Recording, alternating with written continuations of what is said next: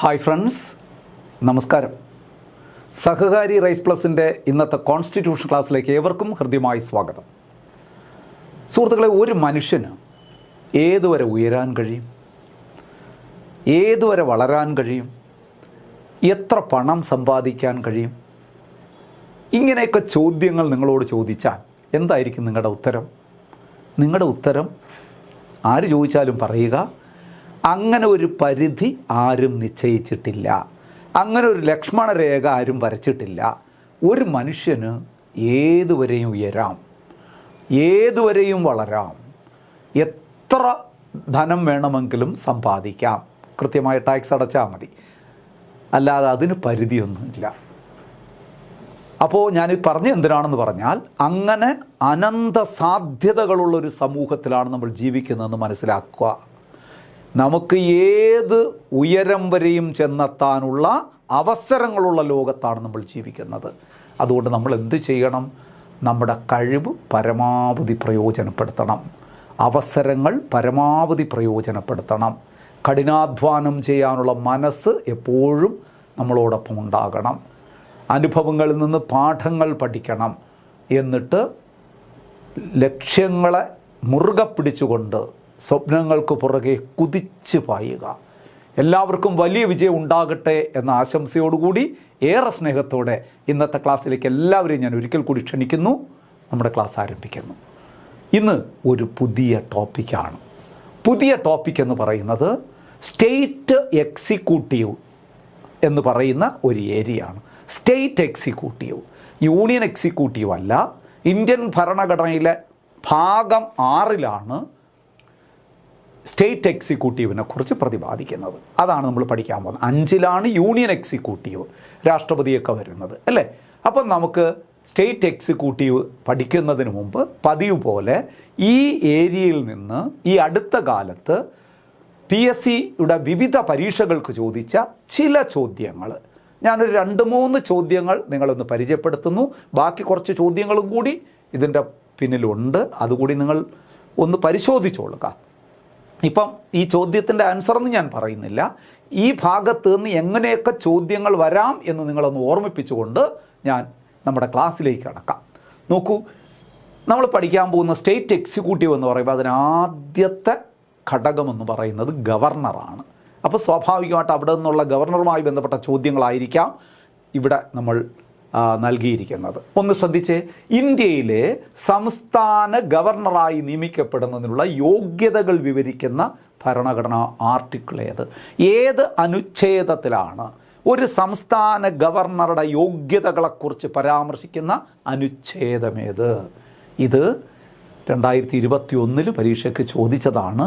അതിനു മുമ്പും പലതവണ ചോദിച്ചിട്ടുണ്ട്, ഇനിയും ചോദിക്കാൻ സാധ്യതയുണ്ട്. 158 157 156 155 ഇതെല്ലാം ഗവർണറുമായി ബന്ധപ്പെട്ട ആർട്ടിക്കിളുകളാണ്. നമ്മൾ പഠിക്കാൻ പോകുന്നു.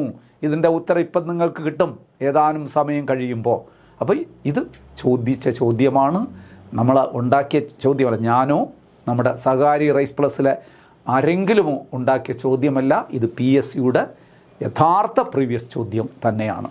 അതുപോലെ തന്നെ 2022 ചോദിച്ച മറ്റൊരു ചോദ്യം, which commission recommended that appointment of governor's should be strictly non Partizan എന്ന് പറഞ്ഞാൽ എന്താണ്? ഏത് കമ്മീഷനാണ് ശുപാർശ ചെയ്തത് ഗവർണറായി നിയമിക്കപ്പെടുന്ന വ്യക്തി സർവസ്വതന്ത്രനായിരിക്കണം, നോൺ പാർട്ടീഷ്യനായിരിക്കണം, പാർട്ടിസാനായിരിക്കണം. നോൺ പാർട്ടിസാൻ എന്ന് പറഞ്ഞാൽ അദ്ദേഹം ഇൻഡിപെൻഡൻറ്റ്, കംപ്ലീറ്റ്ലി ഇൻഡിപെൻഡൻറ്റ് പേഴ്സൺ ആയിരിക്കണം എന്ന് പറഞ്ഞ കമ്മീഷൻ ഏതാണ്? ശ്രീകൃഷ്ണ കമ്മീഷനാണോ, ഫസൽ അലി കമ്മീഷനാണോ, ബൽവന്ത്രായ് മെഹ്ത്ത കമ്മീഷനാണോ, സർക്കാരിയ കമ്മീഷനാണോ? ഇതെല്ലാം പ്രധാന കമ്മീഷനുകളാണ്. വിവിധ ടോപ്പിക്കുകളിൽ നമ്മൾ പഠിക്കുന്ന കമ്മീഷനാണ്. ഇതെല്ലാം നമുക്ക് എക്സ്പ്ലെയിൻ ചെയ്യാം. ചോദ്യങ്ങൾ വിശകലനം ചെയ്യുന്ന ക്ലാസ്സിൽ ഈ അനുബന്ധ വിവരം എന്ന രീതിയിൽ ഈ മറ്റ് കമ്മീഷനുകളെ കുറിച്ചുകൂടി ഞാൻ പറഞ്ഞു തരാം. ശരി, കണ്ടെത്തണം നിങ്ങൾ. അടുത്തൊരു ചോദ്യം കൂടി മാത്രം ഞാൻ ഓർമ്മിപ്പിച്ചിട്ട് ഞാൻ ഡയറക്റ്റായിട്ട് ക്ലാസ്സിലേക്ക് കടക്കാൻ പോവുകയാണ്. Which of the following statements is or are correct about termination of governor of the state before his due term? Termination of the governor before his due time. അതായത് ഗവർണറുടെ കാലാവധിക്ക് മുമ്പ് ഗവർണറെ നീക്കം ചെയ്യുന്ന, ടെർമിനേറ്റ് ചെയ്യുന്നതിനുള്ള നടപടി. ദി ഫോളോയിങ് സ്റ്റേറ്റ്മെൻറ്റ്, അതുമായി ബന്ധപ്പെട്ട സ്റ്റേറ്റ്മെൻറ്റ് അതാണ്. ഡിസ്മിസൽ ബൈ ദി പ്രസിഡൻ്റ് ആണോ, അതോ അദ്ദേഹം റിസൈൻ ചെയ്തു പോകുന്നതാണോ, റെസിഗ്നേഷൻ ആണോ, ഇംപീച്ച് ചെയ്ത് അദ്ദേഹത്തെ പുറത്താക്കാൻ കഴിയുമോ, കോർട്ട് ഓർഡറിലൂടെ പുറത്താക്കാൻ പറ്റുമോ, അതോ ഇതെല്ലാം സാധ്യമാകുമെന്നാണോ പറയുന്നത്? ഒന്ന് വെയിറ്റ് ചെയ്യുക. അറിഞ്ഞുകൂടാ എങ്കിൽ ഒന്ന് വെയിറ്റ് ചെയ്യുക. നമ്മുടെ ഈ ക്ലാസ് കഴിയുമ്പോൾ നിങ്ങൾക്കിതിൻ്റെയൊക്കെ ആൻസർ കിട്ടും. അപ്പോൾ ഇങ്ങനെ പല ചോദ്യങ്ങൾ ഇവിടെ കൊടുത്തിട്ടുണ്ട്. ആ ചോദ്യങ്ങളൊക്കെ നിങ്ങളൊന്ന് നന്നായി വായിച്ച് മനസ്സിലാക്കി വയ്ക്കുക. ഇപ്പം അതിൻ്റെ ആൻസർ ചെയ്യാൻ നിങ്ങൾക്ക് കഴിഞ്ഞില്ല എങ്കിൽ ഒട്ടും വിഷമിക്കേണ്ട. നമ്മുടെ ക്ലാസ്സിലേക്ക് ഞാൻ കടക്കുകയാണ്. ക്ലാസ് കഴിയുമ്പോൾ നിങ്ങൾക്ക് ഇതിൻ്റെ ഉത്തരങ്ങളെല്ലാം കിട്ടിയിരിക്കും. സ്റ്റേറ്റ് എക്സിക്യൂട്ടീവ്, അതായത് സംസ്ഥാന കാര്യനിർവഹണ വിഭാഗത്തെക്കുറിച്ചാണ് നമ്മൾ പറയുന്നത്. എക്സിക്യൂട്ടീവ് എന്ന് പറഞ്ഞാൽ നിങ്ങൾക്കറിയാം, ഭരണനിർവഹണ വിഭാഗം, കാര്യനിർവഹണ വിഭാഗം, അത് സംസ്ഥാന തലത്തിലെക്കുറിച്ചാണ് നമ്മൾ പറയുന്നത്. ഞാൻ നേരത്തെ പറഞ്ഞു, സ്റ്റേറ്റ് എക്സിക്യൂട്ടീവിനെ കുറിച്ച് പ്രതിപാദിക്കുന്ന ഭരണഘടനാ ഭാഗം 6-ാം ഭാഗം, part 6 of constitution deals with state executive.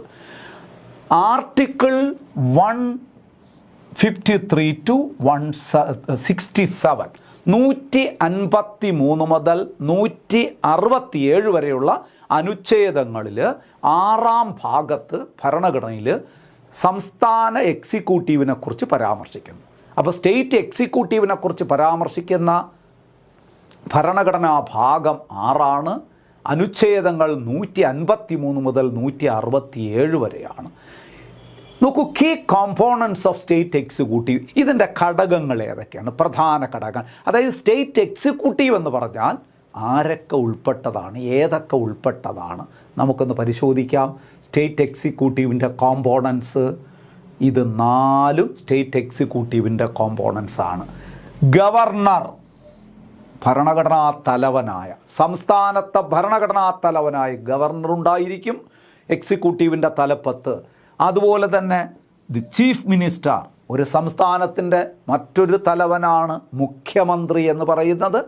മുഖ്യമന്ത്രി തലവനായ ഒരു കൗൺസിൽ ഓഫ് മിനിസ്റ്റേഴ്സ്, ഒരു മന്ത്രിസഭയുണ്ടായിരിക്കും. ഇനി ആ സംസ്ഥാനത്തിന് ഒരു 1ാമത്തെ നിയമ ഉദ്യോഗസ്ഥൻ എന്ന് പറഞ്ഞ ഒരു പോസ്റ്റ് കൂടി ഉണ്ടാകും, അഡ്വക്കേറ്റ് ജനറൽ. ഇന്ത്യയിലെ അറ്റോർണി ജനറലിന് സമാനമായ സംസ്ഥാനത്തെ പദവിയായ അഡ്വക്കേറ്റ് ജനറൽ. ഇത്രയും ചേരുന്നതാണ് സ്റ്റേറ്റ് എക്സിക്യൂട്ടീവ് എന്ന് പറയുന്നത്. ശ്രദ്ധിക്കണേ, പരീക്ഷയ്ക്ക് ചോദിക്കാം. താഴെപ്പറയുന്നവയിൽ സ്റ്റേറ്റ് എക്സിക്യൂട്ടീവിൽ ഉൾപ്പെട്ട ഘടകം ഏത്, അല്ലെങ്കിൽ ഘടകങ്ങൾ ഏത്? The governor, the chief minister, the council of ministers, the advocate general. Governor, മുഖ്യമന്ത്രി, സംസ്ഥാന മന്ത്രിസഭ, അഡ്വക്കേറ്റ് ജനറൽ. ഇത്രയും ഘടകങ്ങൾ ചേരുന്നതാണ് സ്റ്റേറ്റ് എക്സിക്യൂട്ടീവ്. നമുക്ക് 1 by 1 ആയിട്ട് പഠിക്കാം. അതിലാദ്യം നമുക്ക് ഗവർണറെ കുറിച്ച് പഠിക്കണം. നല്ലൊരു ടോപ്പിക്കാണ്.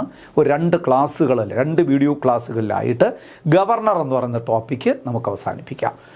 വളരെ വളരെ പ്രധാനപ്പെട്ടതാണ് ഇതിൻ്റെ ആർട്ടിക്കിളുകൾ. ആർട്ടിക്കിളിനെ ബേസ് ചെയ്തുകൊണ്ട് തന്നെ അതുകൊണ്ട് ഞാൻ തുടങ്ങുകയാണ്.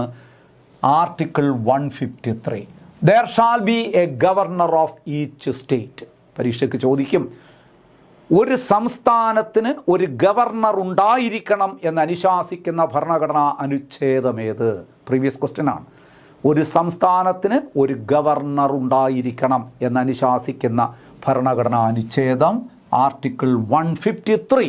ഇന്ത്യൻ ഭരണഘടനയിലെ 153-ാം ആർട്ടിക്കിളിൽ പറയുന്നു, ഒരു സംസ്ഥാനത്തിന് ഒരു ഗവർണർ ഉണ്ടായിരിക്കണം.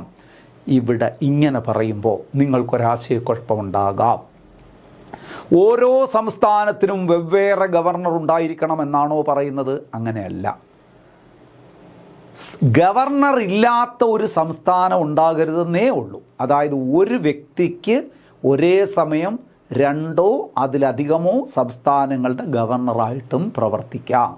A person can act as governor of 2 or more state at the same time. ഒരു സമയം തന്നെ ഒരു വ്യക്തിക്ക് 2 അതിലധികമോ സംസ്ഥാനങ്ങളുടെ ഗവർണറായിരിക്കാം. പക്ഷെ ഗവർണർ ഇല്ലാത്തൊരു സംസ്ഥാനം ഉണ്ടാകരുതെന്നേ ഉള്ളൂ. ഇപ്പം നിങ്ങൾ നോക്കൂ, ഞാനിപ്പം പഠിപ്പിക്കുന്ന ഈ സമയത്ത്, ഈ കാലത്ത് കേരളത്തിൻ്റെ ഗവർണർ തന്നെയാണ് തമിഴ്നാടിൻ്റെയും ഗവർണർ. നമ്മുടെ രാജേന്ദ്ര വിശ്വനാഥ് അർലേക്കർ എന്ന് പറയുന്ന നമ്മുടെ കേരളത്തിൻ്റെ ഗവർണറാണ് ഇപ്പോൾ തമിഴ്നാടിൻ്റെ ഗവർണറും. തമിഴ്നാടിൻ്റെ അധിക ചുമതല കൂടി അദ്ദേഹത്തിന് കൊടുത്തിരിക്കുന്നു. കണ്ടോ? അപ്പോൾ കേരളത്തിൻ്റെ ഗവർണർ ആര് എന്നിപ്പോൾ ചോദിച്ചാൽ നമ്മൾ പറയും രാജേന്ദ്ര വിശ്വനാഥ് അർലേക്കർ എന്ന് പറയും. തമിഴ്നാടിൻ്റെ ഗവർണർ എന്ന് പറഞ്ഞാലും അദ്ദേഹം തന്നെയാണ്. കണ്ടോ? അപ്പം തമിഴ്നാടിന് ഗവർണറുണ്ടോ? ഉണ്ട്, അദ്ദേഹം തന്നെയാണ്. കേരളത്തിന് ഗവർണറുണ്ടോ? ഉണ്ട്, സെയിം പേഴ്സണാണ്. ഇങ്ങനെ ആയിരിക്കണമോ? ഇങ്ങനെ ഒരു സംസ്ഥാനമുണ്ടോ ആ സംസ്ഥാനത്തിനൊരു ഗവർണർ ഉണ്ടായിരിക്കണം. പക്ഷേ ഒരു വ്യക്തിക്ക് ഒന്നിലധികം സംസ്ഥാനങ്ങളുടെ ഗവർണറാകാം എന്ന് വ്യവസ്ഥ ചെയ്യുന്ന ഒരു ഭരണഘടനാ ഭേദഗതി ഉണ്ട്. അതാണ് ഇനി നമ്മൾ പഠിക്കാൻ പോകുന്നത്. അപ്പം 153 അനുച്ഛേദം പഠിക്കുമ്പോൾ നിങ്ങൾ ഓർക്കുക, there shall be a governor for each state. ഒരു സംസ്ഥാനത്തിനൊരു ഗവർണർ ഉണ്ടായിരിക്കണം. പക്ഷേ a person can appointed as the governor of 2 or more states at the same time according to 7th Amendment Act of 1956. ഇവിടെ വച്ച് ഇപ്പോൾ പഠിക്കണം. Which amendment act states that there shall be, അല്ലെങ്കിൽ which amendment act states that a person can be appointed as the governor of 2 or more state at the same time. 2 അതിലധികമോ സംസ്ഥാനങ്ങൾക്ക് വേണ്ടി ഒരു വ്യക്തിയെ ഗവർണറായി നിയമിക്കാമെന്ന് വ്യവസ്ഥ കൊണ്ടുവന്ന ഭരണഘടനാ ഭേദഗതി 7ാം ഭരണഘടനാ ഭേദഗതി 1956. മറക്കരുത്, വെരി ഇമ്പോർട്ടൻ്റ് ആണ്. ഇനി നോക്കൂ, ആരാണ് governor? Governor is the constitutional head of the state. ഒരു സംസ്ഥാനത്തിൻ്റെ ഭരണഘടനാ തലവനാര്? ഗവർണർ. രാജ്യത്തിൻ്റെ ഭരണഘടനാ തലവൻ രാഷ്ട്രപതി എന്ന് പറയുന്നത് പോലെ ഒരു സംസ്ഥാനത്തിൻ്റെ ഭരണഘടനാ തലവൻ ഗവർണറാണ്. മറക്കരുത്. He is the nominal head of the state. രാഷ്ട്രപതി പഠിച്ചതുപോലെ nominal head of the nation എന്ന് നമ്മൾ പഠിച്ചതുപോലെ he is the nominal head of the state while actual executive power resides with the chief minister. അവിടെ നമ്മൾ പഠിച്ചത് ഓർമ്മയുണ്ടോ? നോമിനൽ ഹെഡ്, രാജ്യത്തിൻ്റെ നോമിനൽ ഹെഡ് രാഷ്ട്രപതിയും രാജ്യത്തിൻ്റെ യഥാർത്ഥ ഹെഡ് അല്ലെങ്കിൽ മന്ത്രിസഭയുടെ യഥാർത്ഥ തലവൻ എന്ന് പറയുന്നത് പ്രധാനമന്ത്രിയാണെന്ന് പറഞ്ഞ പോലെ ഇവിടെയും പറയാണ് ആക്ച്വൽ എക്സിക്യൂട്ടീവ് പവർ റിസൈഡ്സ് വിത്ത് ചീഫ് മിനിസ്റ്റർ. പക്ഷേ കോൺസ്റ്റിറ്റ്യൂഷണൽ ഹെഡായിരുന്നു ചോദിച്ചാൽ തീർച്ചയായിട്ടും സ്റ്റേറ്റിൻ്റെ കോൺസ്റ്റിറ്റ്യൂഷണൽ ഹെഡ്, സംസ്ഥാനത്തിൻ്റെ കോൺസ്റ്റിറ്റ്യൂഷണൽ ഹെഡ് ഗവർണർ എന്ന് പറയുക. എന്നാൽ actual executive power rest with chief minister and their council of ministers. മുഖ്യമന്ത്രിയും മുഖ്യമന്ത്രിയുടെ കീഴിലുള്ള മന്ത്രിസഭയുമാണ് യഥാർത്ഥ ഭരണം നടത്തുന്നത്. ക്ലിയർ അല്ലേ? ഓർമ്മിച്ച് വെച്ചുകൊള്ളുക. ഇനി governor plays a dual role. ഗവർണർക്ക് 2 റോളാണുള്ളത്. ഒരേ സമയം 2 റോളിലാണ് ഗവർണർ ആക്ട് ചെയ്യുന്നത്. ഏതൊക്കെ 2 റോള്? Serving as the nominal constitutional head of the state. നമ്മുടെ സംസ്ഥാനത്തിൻ്റെ ഭരണഘടനാ തലവനായി പ്രവർത്തിക്കുന്നു. അതേസമയം acting as an agent of central government, കേന്ദ്ര ഗവൺമെൻറ്റിൻ്റെ ഏജൻ്റായും പ്രവർത്തിക്കുന്നു. അവിടെയാണ് പ്രശ്നം, കോൺട്രവേഴ്സ്യലായി മാറുന്നത് അവിടെയാണ്. അപ്പോൾ അതിലേക്ക് വരാം. നോക്കൂ, ഒരേ സമയം തന്നെ ഡ്യുവൽ റോള് വഹിക്കുന്നു, 2 ഇരട്ട റോള് വഹിക്കുന്നയാളാണ് ഗവർണർ. ഒന്ന് സംസ്ഥാനത്തിൻ്റെ നോമിനൽ ഹെഡായി, കോൺസ്റ്റിറ്റ്യൂഷണൽ ഹെഡായിട്ട് പ്രവർത്തിക്കുന്നു. അതേസമയം തന്നെ കേന്ദ്രത്തിൻ്റെ ഏജൻ്റായും പ്രവർത്തിക്കുന്നു. കേന്ദ്ര ഗവൺമെൻറ്റാണ് ശരിക്കും പറഞ്ഞാൽ ഗവർണറെ നിയമിക്കുന്ന രാഷ്ട്രപതിയാണെങ്കിലും കേന്ദ്ര ഗവൺമെൻറ് ശുപാർശ ചെയ്യുന്ന ആളിനാണ് രാഷ്ട്രപതി നിയമിക്കുന്നത്. കേന്ദ്രത്തിന് വേണ്ടപ്പെട്ടയാളാണ്, കേന്ദ്രത്തിൻ്റെ രാഷ്ട്രീയമായി പൊരുത്തപ്പെടുന്ന ആളിനെ നിയമിക്കുകയുള്ളൂ. കേന്ദ്ര ഗവൺമെൻറ്റിൻ്റെ ഏജൻ്റായി പ്രവർത്തിക്കുന്നു. മനസ്സിലാകുന്നുണ്ടല്ലോ? ഇനി നോക്കാം, ഇവിടെ ഒരു കാര്യം നമ്മൾ പറയാതെ മുന്നോട്ട് പോകാൻ പറ്റില്ല. Controversial position in the federal system. ഈ ഗവർണർ എന്ന് പറയുന്നത് ഫെഡറൽ സംവിധാനത്തിലെ വിവാദപരമായ ഒരു സ്ഥാനം തന്നെയാണ്. കോൺട്രോവേഴ്സ്യൽ, എപ്പോഴും വിവാദങ്ങളുണ്ടായിക്കൊണ്ടിരിക്കുന്ന ഒരു പദവിയാണ്. എന്തുകൊണ്ടാണെന്നറിയാമോ? The office of governor is frequently regarded as the most controversial post within Indian federal structure. This is primarily due to governor's dual role. കാരണം ഇത് തന്നെയാണ്, ഗവർണറുടെ ഡ്യുവൽ റോളാണ്. As both the constitutional head of state and representative of the central government. സംസ്ഥാനത്തിൻ്റെ constitutional ഹെഡായിരിക്കുമ്പോൾ തന്നെ കേന്ദ്രത്തിൻ്റെ ഏജൻ്റായും പ്രവർത്തിക്കുന്നു. നിങ്ങളൊരു കാര്യം മനസ്സിലാക്കണം, കേന്ദ്രത്തിൽ ഈ പല സംസ്ഥാനങ്ങളിലും ഗവർണർ പദവി എപ്പോഴും കോൺട്രവേഴ്സ്യലായി മാറുന്നു, വലിയ വിവാദമായി മാറുന്നു. എപ്പോഴും സംസ്ഥാന ഗവൺമെൻറ്റും ഗവർണറും തമ്മിൽ ചിലപ്പോൾ ആശയ സംഘടനകൾ നടക്കുന്നു, അവർ തമ്മിലൊരു നല്ല കെമിസ്ട്രിയിൽ മുന്നോട്ട് പോകാൻ കഴിയാതെ വരുന്നു. എന്താണ് അതിൻ്റെ കാരണം നിങ്ങൾ ചിന്തിച്ചിട്ടുണ്ടോ? നമ്മുടെ രാജ്യം ഫെഡറൽ സംവിധാനത്തിൽ കീഴിൽ പ്രവർത്തിക്കുന്നതാണ്. രണ്ട് തരം ഗവൺമെൻറ്, കേന്ദ്ര ഗവൺമെൻറ്റും സംസ്ഥാന ഗവൺമെൻറ്റും, സ്വയം ഭരണാവകാശങ്ങളുള്ള രണ്ട് ഗവൺമെൻറ്റും. അങ്ങനെ പ്രവർത്തിക്കുന്ന ഈ സമയത്ത് കേന്ദ്ര ഗവൺമെൻറ്റിൻ്റെ ഒരു പ്രതിനിധിയായി സംസ്ഥാനത്തേക്ക് ഒരാളെ അയക്കുന്നു ഗവർണറായിട്ട്. കേന്ദ്ര ഗവൺമെൻറ്റിൻ്റെ നയങ്ങൾ, രാഷ്ട്രീയ ലക്ഷ്യങ്ങൾ ഗവർണറിലൂടെ നടപ്പാക്കാൻ കേന്ദ്ര ഗവൺമെൻറ് എപ്പോഴും ശ്രമിക്കും. അങ്ങനെ വരുമ്പോൾ നമ്മുടെ സംസ്ഥാനത്തിൻ്റെ താല്പര്യങ്ങൾക്ക് പലപ്പോഴും തടസ്സമായി നിൽക്കും ഗവർണർ, ഒരു സംശയവും വേണ്ട. നമ്മളിപ്പോൾ കണ്ടതാണ്, ഏതാനും നാളുകൾക്ക് മുമ്പ് കേരളത്തിൽ കണ്ടതാണ്. ഇപ്പം നമ്മുടെ രാജേന്ദ്ര അറേൽക്കറിന് മുമ്പ് വന്ന ആരിഫ് മുഹമ്മദ് ഖാൻ, എത്രമാത്രം സംഘട്ടനമായിരുന്നു അദ്ദേഹവും നമ്മുടെ പിണറായി ഗവൺമെൻറ്റും തമ്മിൽ നടന്നത്. കാരണം മന്ത്രിസഭ എടുക്കുന്ന തീരുമാനങ്ങൾ, സംസ്ഥാന നിയമസഭ പാസ്സാക്കുന്ന തീരുമാനങ്ങൾ രാഷ്ട്രപതി അംഗീകരിക്കില്ല. മനസ്സിലാകുന്നുണ്ടല്ലോ പലതും. കാരണം കേന്ദ്രത്തിൻ്റെ താല്പര്യത്തിന് അനുസരിച്ച് കേന്ദ്രത്തിൻ്റെ ചട്ടുകമായി പ്രവർത്തിക്കുക എന്നത് പല സംസ്ഥാനങ്ങളിലും ഈ ഗവർണർ പദവിയിലൂടെ കേന്ദ്രം നടത്തുന്ന ഒരു വലിയ ആക്രമണമാണ്. അതില്ലാന്ന് പറയാൻ പറ്റില്ല. കാരണം അവരുടെ രാഷ്ട്രീയക്കാരെയാണ് ഈ ഗവർണർ പദവിയിലേക്ക് കൊണ്ടുവരുന്നത്. അപ്പോൾ അവരുടെ രാഷ്ട്രീയ ഗൂഢലക്ഷ്യം ഈ ഗവർണറിലൂടെ സംസ്ഥാനങ്ങളിൽ അടിച്ചേൽപ്പിക്കാനാണ് സംസ്ഥാനം നമ്മുടെ കേന്ദ്രം ശ്രമിക്കുന്നത്. ഞാനിതിപ്പോൾ ഇപ്പം കേന്ദ്രം ഭരിക്കുന്ന BJP സർക്കാരിനെ കുറ്റം പറയുകയാണെന്ന് നിങ്ങൾ വിചാരിക്കരുത്. പണ്ട് കോൺഗ്രസ് ഭരിച്ചിരുന്നപ്പോഴും ഇങ്ങനെയൊക്കെ തന്നെ അവർക്ക് വേണ്ടപ്പെട്ടവരെ തന്നെയാണ് അവർ സംസ്ഥാനങ്ങളുടെ ഗവർണറായി നിയമിക്കുന്നത്. അതങ്ങനെ തന്നെയാണ്. അല്ലാതെ ഞാൻ ഒരു രാഷ്ട്രീയ പാർട്ടിയും കുറ്റപ്പെടുത്തി പറയുന്നതല്ല.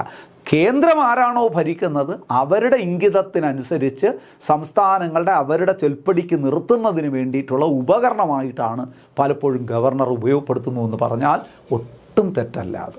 അതുകൊണ്ടാണ് ഇതൊരു കോൺട്രവേഴ്സ്യൽ പൊസിഷൻ എന്ന് നമ്മൾ പറഞ്ഞത്. ജസ്റ്റ് നിങ്ങളൊന്ന് ഓർത്ത് വെച്ചിരുന്നാൽ മതി.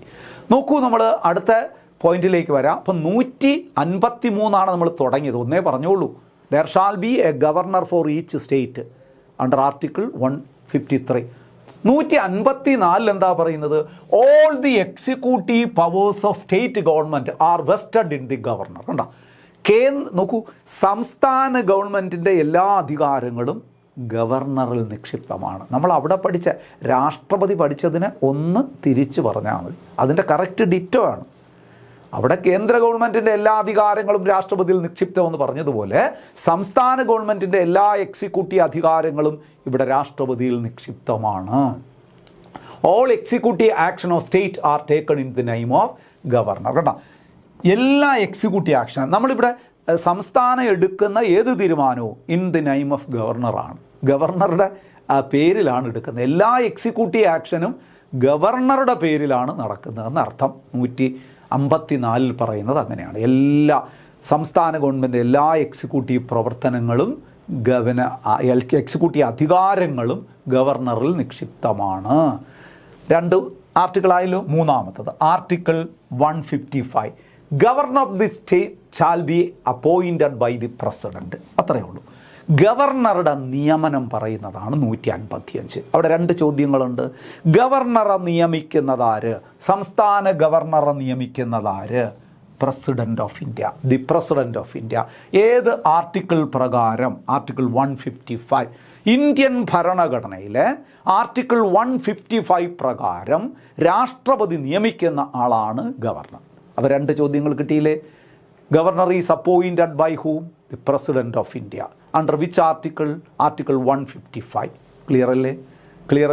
155 കഴിഞ്ഞു. നോക്കൂ, ഇവിടെ ഒരു കേസ് പരാമർശിക്കുന്നു, അത് നമുക്ക് നോക്കാം. Hargovind Pant versus doctor Raghukul Tilak. Hargovind Pant versus doctor Raghukul Tilak case 1979. 1979 Hargovind Pant versus doctor Raghukul Tilak കേസിൽ സുപ്രീം കോടതി പരമപ്രധാനമായ ഒരു വിധി പ്രഖ്യാപിച്ചു. എന്താണെന്ന് അറിയുമോ? സുപ്രീം കോടതി ruled that office of governor is not an employment under government of India. കേന്ദ്ര ഗവൺമെൻറ്റിൻ്റെ കീഴിലുള്ള ഒരു ഉദ്യോഗമല്ല ഗവർണർ പദവി. മനസ്സിലാവുന്നുണ്ടല്ലോ? ശ്രദ്ധിക്കുക, വേണമെങ്കിൽ പരീക്ഷയ്ക്ക് ചോദിക്കാം. കേന്ദ്ര ഗവൺമെൻറ്റിന് കീഴിലുള്ള ഒരു ഉദ്യോഗമല്ല ഗവർണർ പദവി എന്ന് സുപ്രീം കോടതി വിധി പ്രഖ്യാപിച്ചത് ഏത് കേസിൽ? 1979 ഹർഗോവിന്ദ് പന്ത് വേഴ്സസ് ഡോക്ടർ രഘുകുൽ തിലക് കേസാണ്. ഓർക്കണം, എന്താണ് സുപ്രീം കോടതി പറഞ്ഞത്? ഗവർണർ നമ്മുടെ കേന്ദ്ര ഗവൺമെൻറ് നിയമിക്കുന്ന ഒരു ഉദ്യോഗസ്ഥനല്ല എന്ന് പറഞ്ഞാൽ, ഉദ്യോഗസ്ഥൻ എന്ന് പറഞ്ഞാൽ എന്താണ്? നമുക്കറിയാലോ, ആ എംപ്ലോയറുടെ, അതായത് നിയമിക്കുന്ന ആളിൻ്റെ ആ എംപ്ലോയറുടെ ആഗ്രഹങ്ങളനുസരിച്ച്, നിർദ്ദേശങ്ങളനുസരിച്ച്, ആ ഡിസിപ്ലിൻ അനുസരിച്ച് ഒക്കെ പ്രവർത്തിക്കാൻ ബാധ്യസ്ഥനാണ് എംപ്ലോയി. അങ്ങനെ ഒരു എംപ്ലോയി അല്ല ഗവർണർ എന്നാണ് പറഞ്ഞത്. എന്ന് പറഞ്ഞാൽ ഗവർണർക്ക് ചില ഡിസ്ക്രിഷണറി പവറുണ്ട്, ഗവർണർക്ക് ചില അധികാരങ്ങളുണ്ട്. അത് രാഷ്ട്രീയം നോക്കി കളിക്കേണ്ടതല്ല, കേന്ദ്ര ഗവൺമെൻറ്റിനെ തൃപ്തിപ്പെടുത്താൻ വേണ്ടി ചെയ്യേണ്ടതല്ല, കേന്ദ്ര ഗവൺമെൻറ് ഒരു ഉദ്യോഗസ്ഥനായിട്ട് പ്രവർത്തിക്കേണ്ട ആളല്ല എന്ന് വളരെ പരമപ്രധാനമായൊരു വിധിന്യായത്തിലൂടെ സുപ്രീം കോടതി വ്യക്തമാക്കി. അതൊന്ന് ഓർമ്മിച്ച് വെച്ചുകൊള്ളുക. ഇനി നോക്കൂ, the Sarkaria commission 1983 and Punchhi commission 2007 are the two primary bodies that recommended guidelines for the appointment of state governors in India. ഇന്ത്യയിൽ ഗവർണർമാരെ, സംസ്ഥാന ഗവർണർമാരെ നിയമിക്കുന്നതിന് ചില മാർഗനിർദ്ദേശങ്ങൾ മുന്നോട്ട് വെച്ച രണ്ട് കമ്മീഷനുകൾ ഏവാന്ന് ചോദിച്ചാൽ സർക്കാരിയ കമ്മീഷൻ. എന്താണ് സർക്കാരിയ കമ്മീഷൻ? 1983 ഇന്ദിരാഗാന്ധി നിയമിച്ച കമ്മീഷനാണ്. ഇന്ദിരാഗാന്ധിയുടെ കാലത്ത് നിലവിൽ വന്ന കേന്ദ്ര സംസ്ഥാന ബന്ധങ്ങളെക്കുറിച്ച് പഠിക്കാനായിട്ട് നിയമിക്കപ്പെട്ട ആദ്യ കമ്മീഷനാണ്. First commission in India appointed by government of India to study central state relationship. കേന്ദ്ര സംസ്ഥാന ബന്ധങ്ങളെക്കുറിച്ച് പഠിക്കാൻ ഇന്ത്യയിൽ നിയമിക്കപ്പെട്ട ആദ്യത്തെ കമ്മീഷനാണ് Sarkaria commission. Justice RS Sarkaria, Ranjit Singh Sarkaria എന്ന് പറഞ്ഞ ഒരു സുപ്രീം കോടതി ജഡ്ജി ഉണ്ടായിരുന്നു. അദ്ദേഹത്തിൻ്റെ നേതൃത്വത്തിൽ ഒരു കമ്മീഷനെ നിയമിച്ചു. കേന്ദ്ര സംസ്ഥാന ബന്ധങ്ങളെക്കുറിച്ച് പഠിക്കുക. ഇന്ദിരാഗാന്ധി ഗവൺമെൻറ് 1983 നിയമിച്ചു. രണ്ടാമതായിട്ട് 2007, രണ്ട് കമ്മീഷനെ ഇങ്ങനെ വന്നിട്ടുള്ളൂ. 2007 മൻമോഹൻ സിംഗിൻ്റെ കാലത്ത് മറ്റൊരു കമ്മീഷൻ വരുന്നു, പൂഞ്ചി കമ്മീഷൻ.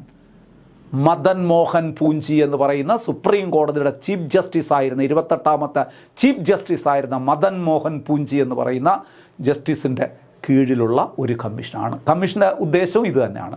കേന്ദ്ര സംസ്ഥാന ബന്ധങ്ങളെക്കുറിച്ച് പഠിക്കുക, ഫെഡറൽ ബന്ധങ്ങളെക്കുറിച്ച് പഠിക്കുക. അപ്പോൾ തീർച്ചയായിട്ടും അവിടെ ആരെക്കുറിച്ച് ചർച്ച വരും? ഗവർണറെക്കുറിച്ച് ചർച്ച വരും. പൂഞ്ചി കമ്മീഷനൊക്കെ അവരുടെ റിപ്പോർട്ടിൽ പറഞ്ഞു ഗവർണർക്ക് ഇത്ര അധികാരങ്ങൾ വേണമെന്നില്ല എന്ന് വരെ റിപ്പോർട്ട് ചെയ്ത കമ്മീഷനാണ്. അതായത് ഗവർണർ ഒരു സംസ്ഥാനത്തിൻ്റെ സുഗമമായ പ്രവർത്തനത്തിന് സഹായിക്കേണ്ടുന്ന വ്യക്തിയാണ്, അല്ലാതെ തടസ്സം നിൽക്കേണ്ട വ്യക്തിയല്ല. നോക്കാം, ഈ രണ്ട് കമ്മീഷൻ്റെ പേരുകൂടെ നിങ്ങൾ ഓർമ്മിച്ച് വെച്ചോളുക.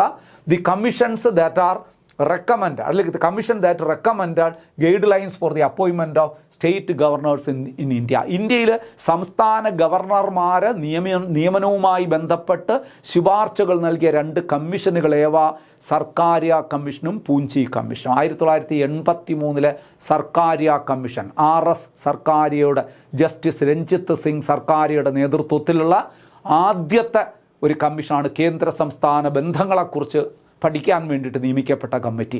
2007 രണ്ടാമത് കമ്മീഷൻ മദൻ മോഹൻ പൂഞ്ചി എന്ന് പറയുന്ന ഒരു സുപ്രീം കോടതിയുടെ ചീഫ് ജസ്റ്റിസ് ആയിരുന്ന വ്യക്തിയുടെ നേതൃത്വത്തിലുള്ളൊരു കമ്മീഷൻ.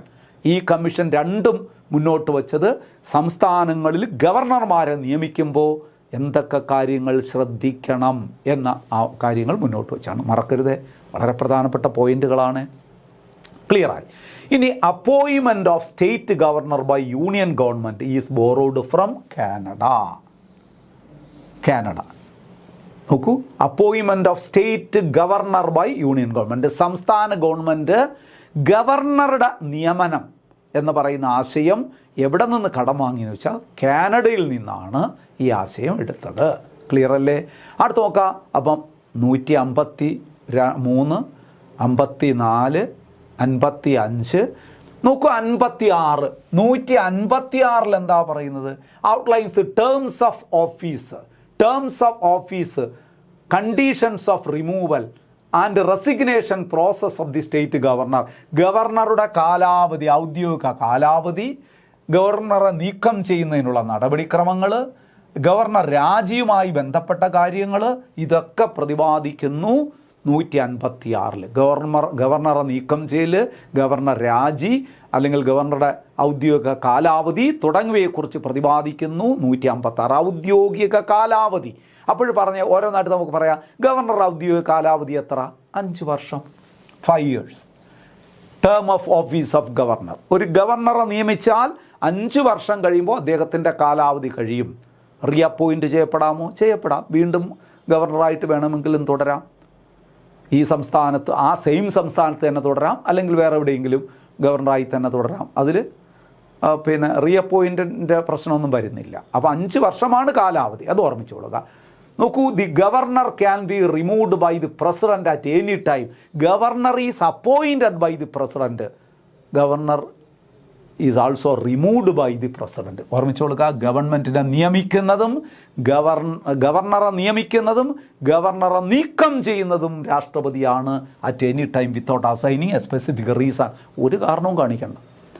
ഗവർണറെ ഒരു ഓർഡറിലൂടെ പ്രസിഡന്റ് നീക്കം ചെയ്യുകയാണ്. ഗവർണർക്ക് ചോദിക്കാൻ പറ്റില്ല എന്ത് കാരണത്താൽ ഇപ്പോൾ എന്നെ നീക്കം ചെയ്യേണ്ട ആവശ്യകത എന്ത്, ഒന്നും ചോദിക്കാൻ പറ്റില്ല.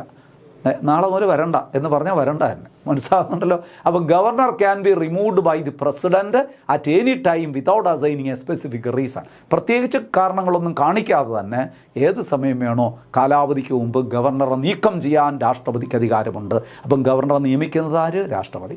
ഗവർണറെ നീക്കം ചെയ്യുന്നത് ആര്? രാഷ്ട്രപതി. ഗവർണർ രാജിക്കത്ത് കൊടുക്കുന്നത് ആർക്ക്? രാഷ്ട്രപതിക്ക്. ഗവർണർക്ക് സത്യവാചകം ചൊല്ലി കൊടുക്കുന്നത് ആര്?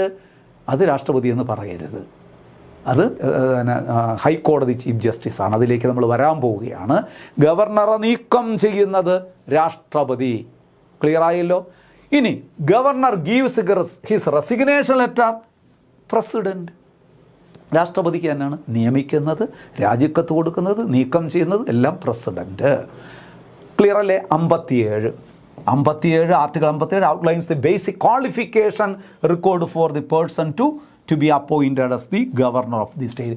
സംസ്ഥാന ഗവർണറായി നിയമിക്കാനുള്ള യോഗ്യതകളെക്കുറിച്ച് പ്രതിപാദിക്കുന്നു.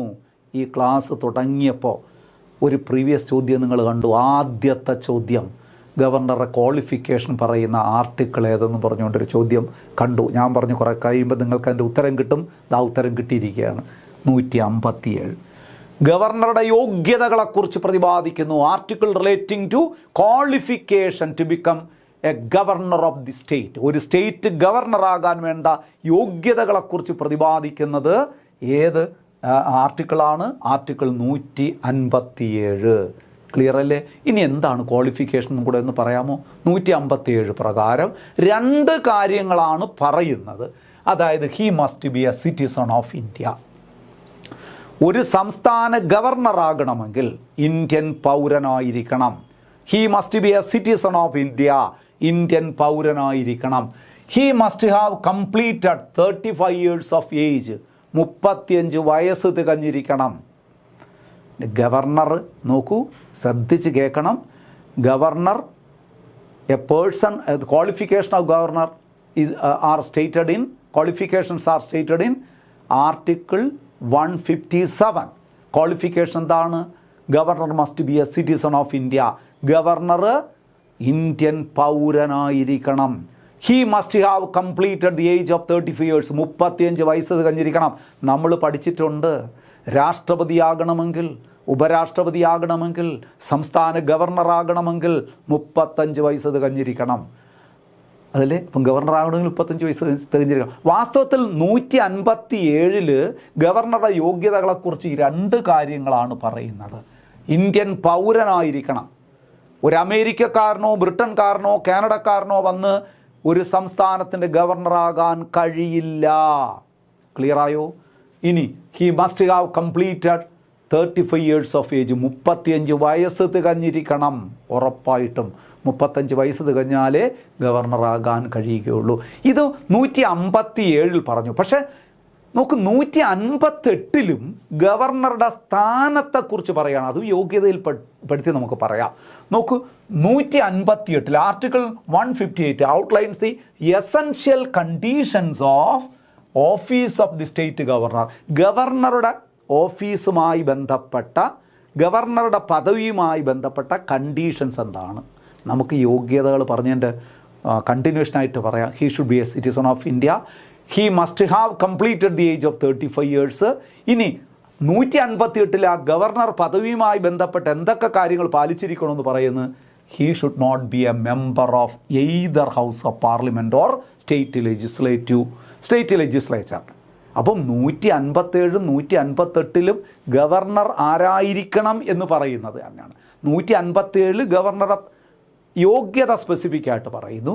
158 ഗവർണർ പദവിയിൽ പാലിച്ചിരിക്കേണ്ട കാര്യങ്ങൾ പറയുന്നു. അപ്പം ഗവർണർ ആകരുത്, he should not be a member of either house of parliament. ഒരു MP ആകരുത്, രാജ്യസഭയിലോ ലോകസഭയിലോ അംഗമാകരുത്. ഞാൻ രാജ്യസഭാ MP ആണ്, ലോകസഭാ MP ആണ് എന്ന് പറയുന്ന ഒരാളിന് ഒരു കാരണവശാലും ഗവർണറാകാൻ കഴിയില്ല. അപ്പോൾ നിങ്ങൾ വിചാരിക്കും MLAയ്ക്കും പറ്റൂല. അത് പറയുന്നുണ്ടല്ലോ ഇവിടെ, or of a state legislature. അപ്പോൾ ഒരു MPക്കോ MLAയ്ക്കോ ഗവർണറാകാൻ കഴിയില്ല. ആർക്ക് കഴിയുമെന്ന് നേരത്തെ നമ്മൾ പറഞ്ഞു. ആർക്കാണ്? ഈ ഒരു ഇന്ത്യൻ പൗരന് 35 വയസ്സ് തികഞ്ഞിരിക്കണം. അത് യോഗ്യതയിൽ പറഞ്ഞു. ഇനി അടുത്തത് പറയുന്ന എന്താണ്? 158 ആ ഓഫീസിൻ്റെ കണ്ടീഷൻ പറയുന്നത്, he should not be a member of either house of parliament or state legislature. ഒരു പാർലമെൻറ്റിലെ ഏതെങ്കിലും ഒരു സഭയിൽ, അത് രാജ്യസഭയാകാം ലോകസഭയാകാം, സഭയിൽ അംഗമായിരിക്കരുത്. സംസ്ഥാന നിയമസഭകളിലും അംഗമായിരിക്കരുത്. MLA ആയിരിക്കരുത്. ക്ലിയറായോ? ഇനി he should not hold any other office of profit. ശമ്പളം പറ്റി മറ്റ് ജോലി ചെയ്യുന്ന വ്യക്തിയാകരുത്. ഗവർണറായാൽ ഗവർണർ മാത്രം. ശമ്പളം പറ്റി മറ്റ് ജോലി ചെയ്യുന്ന ഒരു വ്യക്തിയും ആകരുത് എന്ന് പറഞ്ഞാൽ he should not hold any office of profit. മറ്റ് ഓഫീസ് ഓഫ് പ്രോഫിറ്റ് പാടില്ല. ക്ലിയർ അല്ലേ? നമുക്ക് വേണമെങ്കിൽ ഇതിനെല്ലാം കൂടെ ചേർത്ത് ക്വാളിഫിക്കേഷൻ ആക്കി വേണമെങ്കിൽ പറയാം. He should be a citizen of India. He should have completed the age of 35 years.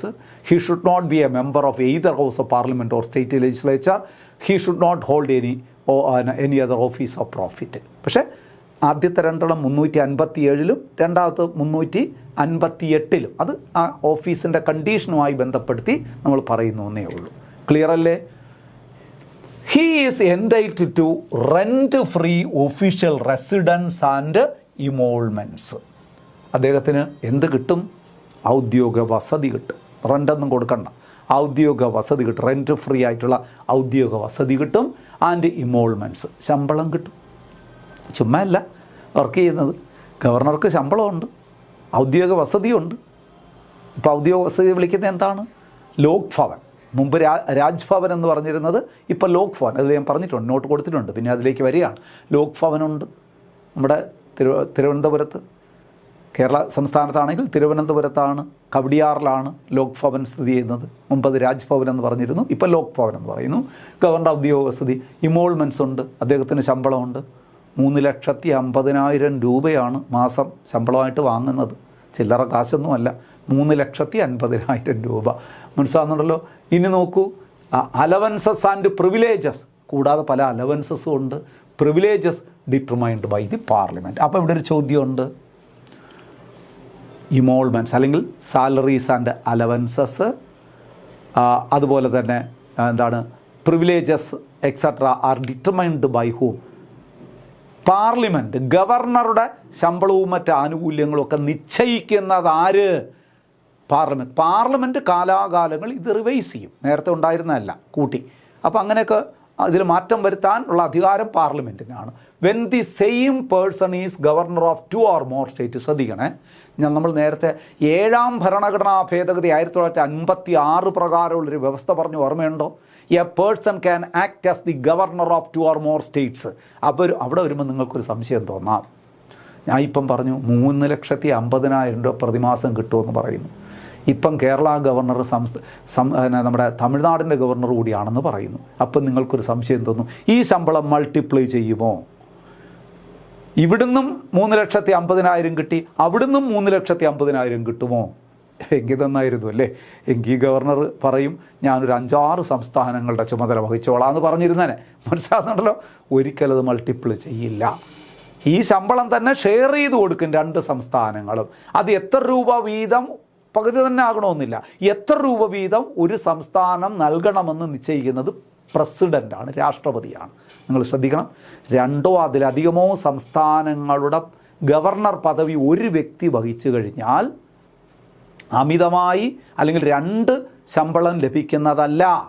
ഗവർണറുടെ ശമ്പളമേ കിട്ടുള്ളൂ. ഗവർണറുടെ ഒരു ശമ്പളമേ കിട്ടുള്ളൂ. അത് 2 സംസ്ഥാനങ്ങൾ കൂടി ഷെയർ ചെയ്യണം. ആ ഷെയർ എമൗണ്ട് ആര് നിശ്ചയിക്കുന്നു വെച്ചാൽ അത് പ്രസിഡന്റ് നിശ്ചയിക്കുന്നത്. അവിടെ നോക്ക്, emoluments, allowances and privileges determined by the parliament. When the same person is governor of 2 or more states, the emoluments are shared by those states as determined by the president. പരീക്ഷയ്ക്ക് വേണമെങ്കിൽ ചോദിക്കാം, ഇതൊക്കെ ചോദിക്കാം. ഒരു വ്യക്തി 2 സംസ്ഥാനങ്ങളുടെ ഗവർണർ പദവി വഹിക്കുമ്പോൾ അദ്ദേഹത്തിൻ്റെ ശമ്പളം വീതിക്കുന്നത് അല്ലെങ്കിൽ ഓരോ സംസ്ഥാനങ്ങളും വീതിച്ച് നൽകുന്നതുമായി ബന്ധപ്പെട്ട് തീരുമാനമെടുക്കേണ്ടതാര് അല്ലെങ്കിൽ ആ വിഹിതം നിശ്ചയിക്കുന്നതാര്? രാഷ്ട്രപതി, പ്രസിഡൻ്റാണ്. ശ്രദ്ധിക്കണേ. നോക്കൂ, ഹി എൻജോയ്സ് പേഴ്സണൽ ഇമ്മ്യൂണിറ്റി. ശ്രദ്ധിക്കണം, ഗവർണർ കാര്യമാണ് പറയുന്നത്. Governor enjoys personal immunity for his official acts immunes from criminal proceedings during his term. Governor അദ്ദേഹത്തിൻ്റെ ഡ്യൂട്ടി നിർവഹിക്കുന്നതുമായി ബന്ധപ്പെട്ട് അതിനിടയിൽ ക്രിമിനൽ നടപടികൾ അദ്ദേഹത്തിനെതിരെ സ്വീകരിക്കാൻ പാടില്ല. ഒരു ക്രിമിനൽ നടപടിക്ക് വിധേയനാക്കാൻ പറ്റില്ല അദ്ദേഹത്തിൻ്റെ കാലാവധിക്ക്. നമ്മൾ സാധാരണ മറ്റ് വ്യക്തികളുടെ മേൽ ചുമത്തുന്ന പോലെ ക്രിമിനൽ കുറ്റങ്ങൾ ചുമത്തി കേസെടുക്കാൻ പറ്റില്ല. And cannot be arrested and imprisoned. അതുപോലെ തന്നെ ഗവർണറെ അറസ്റ്റ് ചെയ്യാൻ പറ്റില്ല, ജയിലിലടയ്ക്കാനും പറ്റില്ല. ശ്രദ്ധിക്കണേ, ഇങ്ങനൊരു ഇമ്മ്യൂണിറ്റി ഇത് രാഷ്ട്രപതിക്കുമുണ്ട്. സാധാരണ ഒരു വ്യക്തികൾക്കെതിരെ എടുക്കുന്ന ക്രിമിനൽ നടപടി ഗവർണർക്കെതിരെ എടുക്കാറില്ല. ഗവർണറെ അറസ്റ്റ് ചെയ്യാനും കഴിയില്ല, ജയിലിലടയ്ക്കാനും പറ്റില്ല. പക്ഷേ സിവിൽ കേസുകൾ എടുത്തുകൂടെ എടുക്കാം. Civil proceedings on his personal act can be instituted after 2 months notice. Only after 2 months notice. ഇനി ഗവർണറുടെ പേരിൽ എന്തെങ്കിലും സിവിൽ നടപടികൾ സ്വീകരിക്കണമെങ്കിൽ 2 മാസത്തിന് മുമ്പ് നോട്ടീസ് നൽകിക്കൊണ്ട് നടപടികൾ സ്വീകരിക്കാം. ഈ പോയിന്റുകളൊക്കെ ഒന്ന് ശ്രദ്ധിച്ച് വയ്ക്കണേ. നമ്മുടെ സ്റ്റേറ്റ്മെൻറ്റ് ക്വസ്റ്റ്യൻ ഉണ്ട്. നിങ്ങളല്ലാതെ ഓരോ ഒൺവേഡ് മാത്രം പഠിച്ചു പോകരുത്. ഇതെല്ലാം ഒന്ന് വായിച്ച് ക്ലിയറാക്കി മനസ്സിലിട്ടേക്കണതായി. ഈ പോയിന്റുകൾ അതുപോലെയാണ്. ശമ്പളം കിട്ടുന്ന കാര്യം ഞാൻ പറഞ്ഞു. ഒരു വ്യക്തിക്ക് 2 സംസ്ഥാനത്തിലെ ഗവർണറായി പ്രവർത്തിക്കുമ്പോൾ 2 സംസ്ഥാനങ്ങളിൽ നിന്നും ആ ഗവർണറുടെ ഫുൾ ശമ്പളം കൊടുക്കൂല. ആ ഗവർണറുടെ ശമ്പളം 2 സംസ്ഥാനങ്ങളുടെ വീതിക്കും. അത് എത്ര വീതം ഓരോ സംസ്ഥാനം നൽകണമെന്ന് പറയുന്നത് ആരെന്ന് ചോദിച്ചാൽ തീരുമാനിക്കുന്ന ആരെ? അത് രാഷ്ട്രപതിയാണ് തീരുമാനിക്കുന്നത്. അതുപോലെ തന്നെ ഗവർണർക്കെതിരെ ക്രിമിനൽ കേസ് എടുക്കാൻ കഴിയില്ല, അറസ്റ്റ് ചെയ്യാൻ കഴിയില്ല, ജയിലിലടയ്ക്കാൻ കഴിയില്ല. സിവിൽ കേസുകൾ എടുക്കാമെന്ന് വെച്ചാൽ എടുക്കാം. 2 മാസത്തെ മുൻകൂർ നോട്ടീസ് നൽകിക്കൊണ്ട് അദ്ദേഹവുമായി ബന്ധപ്പെട്ട എന്തെങ്കിലും സിവിൽ നടപടികളിലേക്ക് കടക്കാം. ഇതൊക്കെ ഒന്ന് പഠിച്ചു വെച്ചോളൂ കേട്ടോ. പരീക്ഷയ്ക്ക് എങ്ങനെ വേണോ ചോദിക്കാം. 159 അടുത്ത article, oath or affirmation of the governor. ഗവർണറുടെ സത്യപ്രതിജ്ഞയെക്കുറിച്ച് പ്രതിപാദിക്കുന്ന ആർട്ടിക്കിൾ ഏത്? ഗവർണറുടെ ഗവർണർ സത്യവാചകം ചൊല്ലുന്നതുമായി ബന്ധപ്പെട്ട ആർട്ടിക്കിൾ ഏത്? ഗവർണറുടെ സത്യപ്രതിജ്ഞയെക്കുറിച്ച് പ്രതിപാദിക്കുന്ന അനുച്ഛേദം ഏതെന്ന് ചോദിച്ചാൽ 159, oath or affirmation of the governor. ഇവിടെ ഒരു പ്രധാന ചോദ്യം വരും. Oath of office of governor is administered by ആരാണ്? Chief justice of concerned state high court. ഇപ്പം കേരള ഗവർണറായി ചുമതലയേൽക്കുന്ന ഒരാൾ ആരുടെ മുമ്പിൽ സത്യപ്രതിജ്ഞ ചെയ്യണം? കേരളത്തിലെ ഹൈക്കോടതിയുടെ ചീഫ് ജസ്റ്റിസിൻ്റെ മുമ്പിൽ.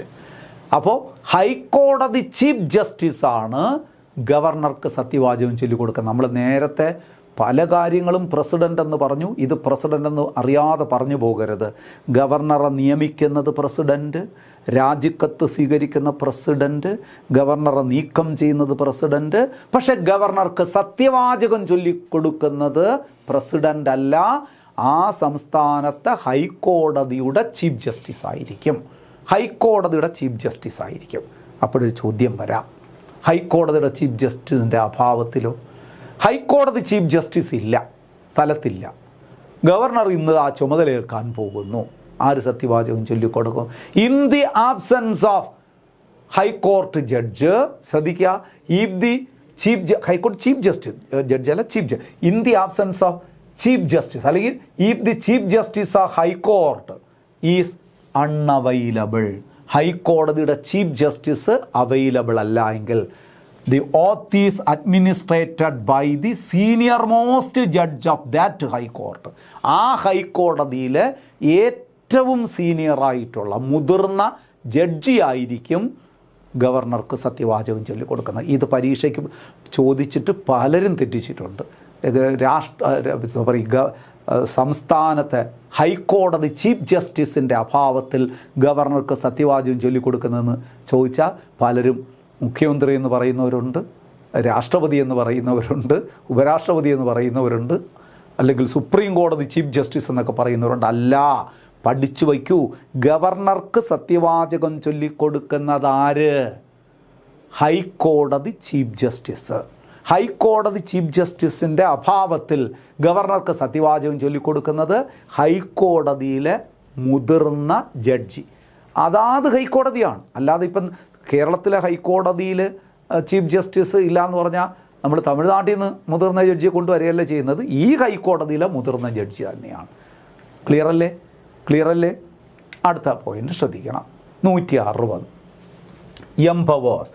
Article 160 empowers the President of India to make a necessary provision for discharge of the state governor's function in unforeseen contingencies not explicitly outlined in the constitution. ഇതൊന്ന് ശ്രദ്ധിക്കണേ.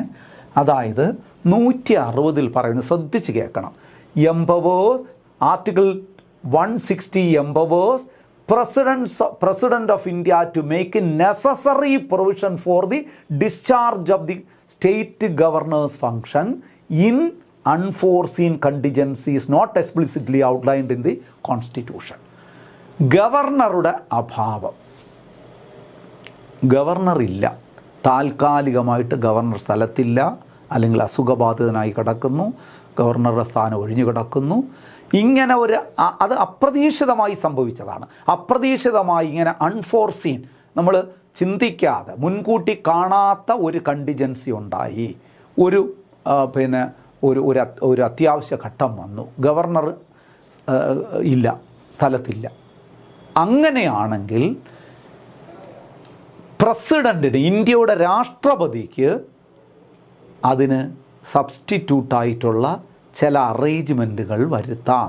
എങ്ങനെ വരുത്താം? വേണമെങ്കിൽ ആക്ടിംഗ് ചീഫ് ജസ്റ്റിസിനെ ആക്ടിംഗ് ഗവർണറെ നിയമിക്കാം. അല്ലെങ്കിൽ നമ്മളിപ്പോൾ പറഞ്ഞ പോലെ മറ്റൊരു സംസ്ഥാനത്തെ ഗവർണർക്ക് ഈ സംസ്ഥാനത്ത് കൂടി അധിക ചുമതല കൊടുക്കാം.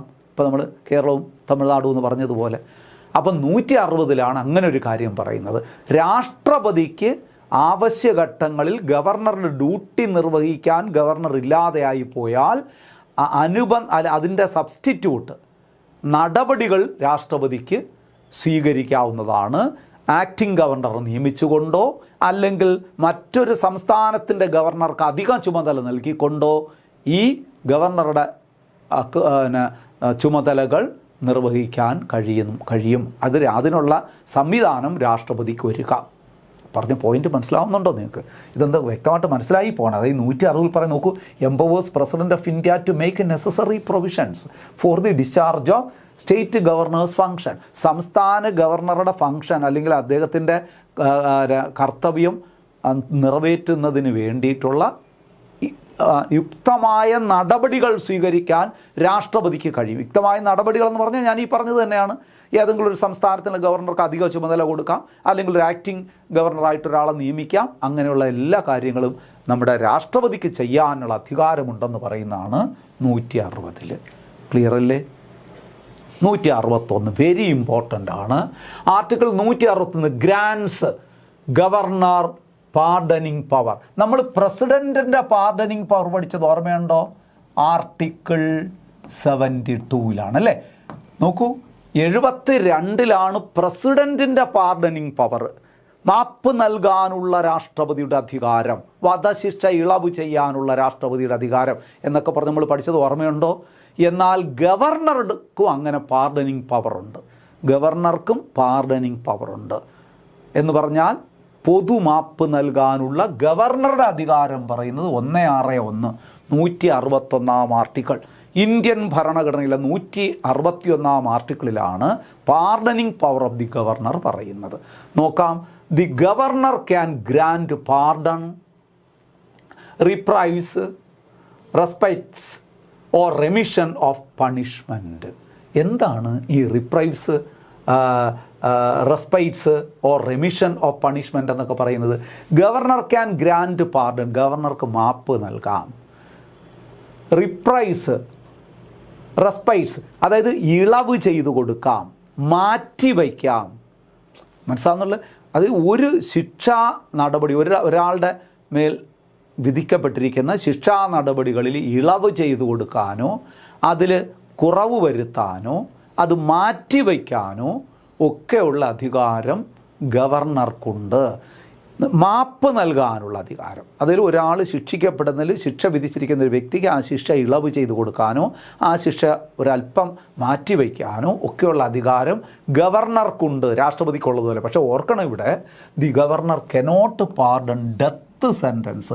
രാഷ്ട്രപതിക്കുള്ളതുപോലെ രാഷ്ട്രപതി വധശിക്ഷ ഒഴിവാക്കി കൊടുക്കാൻ രാഷ്ട്രപതി കഴിയുമായിരുന്നു. നമ്മളങ്ങനെ പഠിച്ചത് അല്ലേ? അബോളിഷസ് ഡെത്ത് പെനാൽറ്റി എന്ന് നമ്മൾ പഠിച്ച ഓർമ്മയുണ്ടോ? പക്ഷെ ഗവർണർക്ക് ആ അധികാരമില്ല. Governor cannot pardon death sentence, ഒരിക്കലും വധശിക്ഷ ഇളവ് ചെയ്തു കൊടുക്കാനുള്ള അധികാരമില്ല.